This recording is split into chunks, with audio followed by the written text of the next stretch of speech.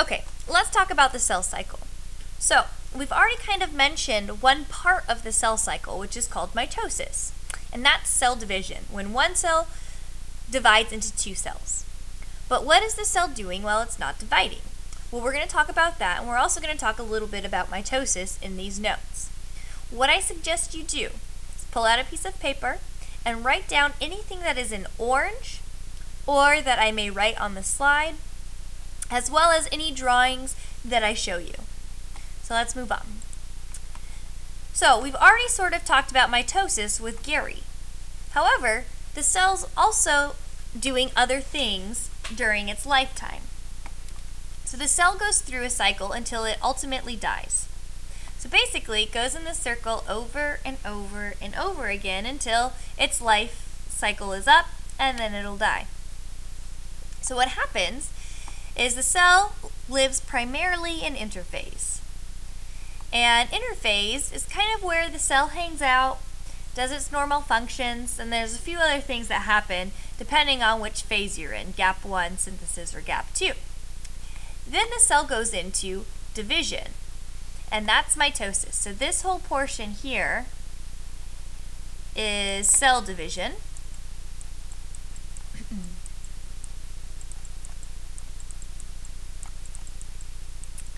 And the rest of it is just where it's kind of living its happy little cell life. So what I'm going to do now is I'm going to want you to pause the video, and I want to make sure that you have all of this written down. So go ahead, pause the video.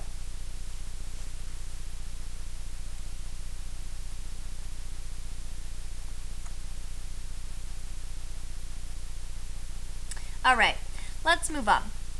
Hopefully that gave you enough time between the pauses to be ready to move on.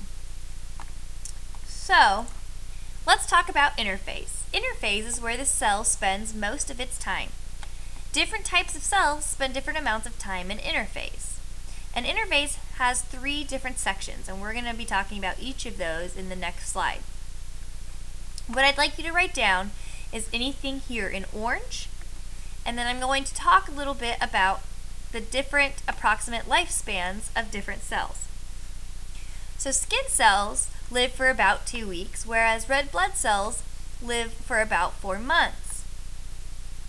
These cells go through the cell cycle at different rates because their lifespans are different.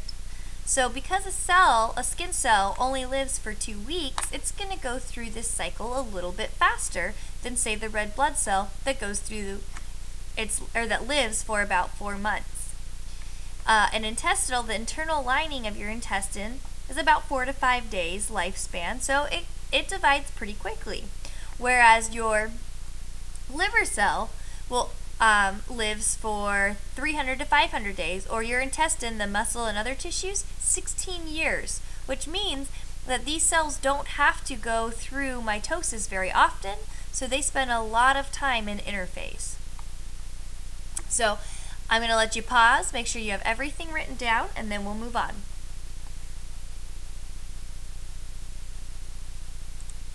Okay, so in interphase, the first stage is called gap 1. This is technically the first stage of the cell cycle. This stage is where the cell carries out its normal functions. So what that looks like is if it's a skeletal muscle cell, it contracts to move joints. So my cells in my knees are going to contract and move joints, do whatever it needs to do to get my knee to move up and down. If it's an adrenal cell, it secretes hormones such as adrenaline. So I see something scary, my body's going to be flushed with adrenaline, and it's those adrenal cells that are letting out those hormones. And they're just chilling in gap 1, doing their normal stuff. If it's an intestinal cell, it absorbs nutrients. During gap 1, cells also increase in size and organelles increase in number. So if you're going to divide something in half, right, because we're moving towards mitosis or cell division, you're going to want to get bigger and you're going to want to have more organelles. So I'm going to let you pause here. Go ahead and make sure you have everything in orange written down, and then continue the video when you're ready.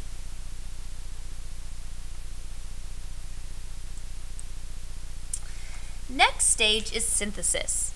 So the second stage of the cell cycle is called synthesis, or the S stage. During the S stage, the cell makes a copy of its DNA. By the end of S stage, the cell nucleus contains 2 complete sets of DNA. So we go from one set of DNA, it unzips and replicates itself, and then we have 2 sets of DNA. So we haven't even begun mitosis or cell division yet, but the cell's getting ready in synthesis for that to occur. So what happens is it takes its one set of DNA and creates 2 identical sets. So go ahead, pause the video, make sure you have everything written down. You can draw this if you want, but you don't have to. And when you're ready to move on, go ahead and hit play.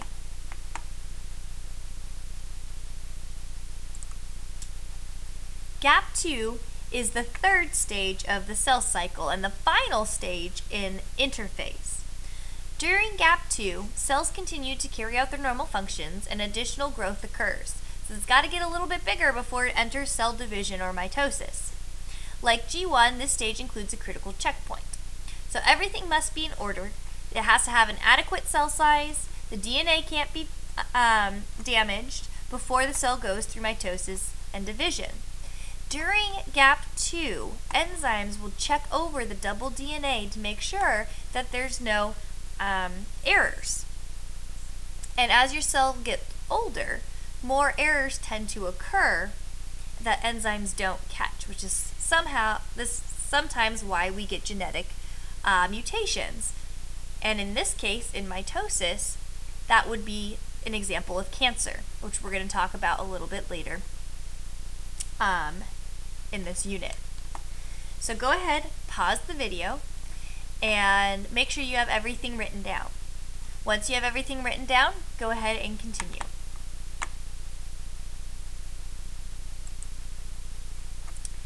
Alright, so now we're going to be moving on to mitosis and cell division.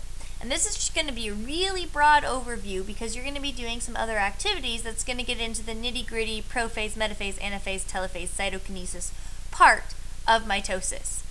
So remember that mitosis and cytokinesis is just the cell division portion. So just cell division in the life cycle of a cell. So the cell hangs out in interphase, it's doing its life thing, and then it decides, hey, I need a new friend like Gary, or hey, your skin just got cut, let me make you some more cells so that you don't get infected, and it goes through mitosis. So mitosis and cytokinesis. Mitosis is the 4th stage of the cell cycle and includes 2 processes. You've got mitosis and cytokinesis, and that can get a little confusing. So if you refer to mitosis as the 4th stage of the cell cycle, you could call it the M phase. That would also include cytokinesis. But if you're referring just to the nuclear division, that's called mitosis. So mitosis is the division of the cell nucleus and its contents. So if you remember back to Gary was able to break down his membrane, separate his chromosomes, and then rebuild his nuclear membranes.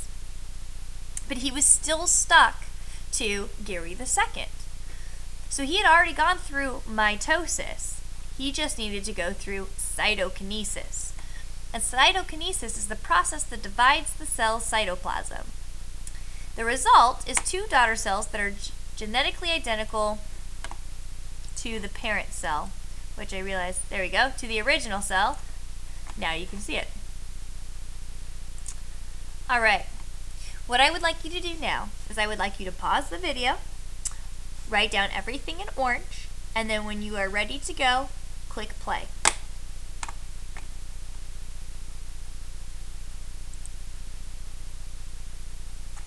Okay, so that is the end of the slides that I have to show you. These are your notes. So what that means is I want you to keep these so that you have them so that you can use them throughout the unit and use them to study for your unit exam as well as your final at the end of the semester. That means you're going to have to hang on to this paper for a really long time, so you want to take care of it. Thanks for listening.